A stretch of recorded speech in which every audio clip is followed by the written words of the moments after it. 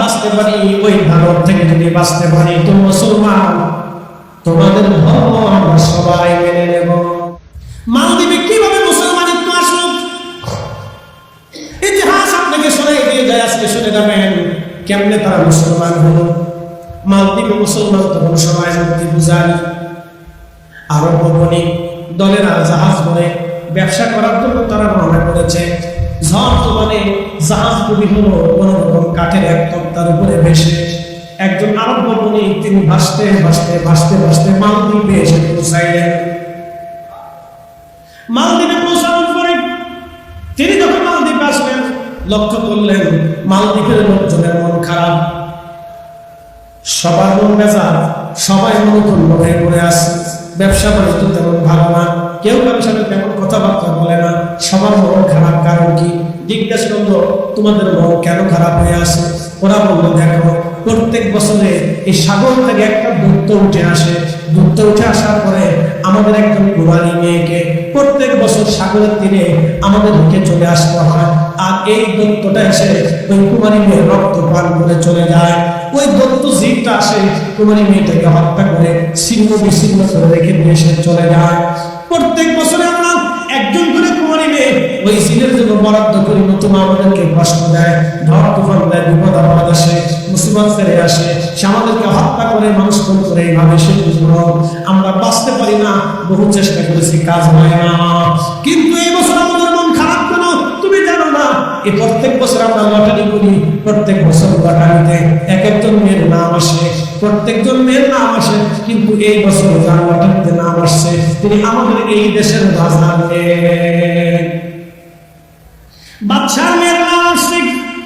এখন বাদশার বক্তব্য হলো আমার মেয়ের যেহেতু নাম আসছে, অতএব আমার মেয়েকে আমরা সমুদ্রে পাঠাবো। আর আমরা বলছি না, বাদশা মেয়ে আমরা দেব না। বাদশা বলে না, তোমাদের সন্তান যদি মরতে পারে তাহলে জনগণের জন্য আমার সন্তান কেন মরবে না? আমাদের সবার মন খারাপ, রাজ পরিবারের সবার মন খারাপ, বাচ্চার একটা মাত্রই সন্তান। এখন বলতো এই অবস্থায় আমরা কি করে বসে থাকতে পারি? তখন ওই আরব বণিক তিনি ছিলেন মুসলমান, তিনি আল্লাহর কোরআনের হাফেজ। একবার জোরে বলা হবে কি মারহাবা। একজন আল্লাহওয়ালা বুজুর্গ আল্লাহর ওলি, কোরআনের হাফেজ, তিনি বলতেছেন শোনো, তোমার বাদশার কাছে আমাকে নিয়ে চলো, এই বিপদ থেকে আমি তোমাদেরকে উদ্ধার করতে পারি। লোকেরা তাকে নিয়ে চলে গেল।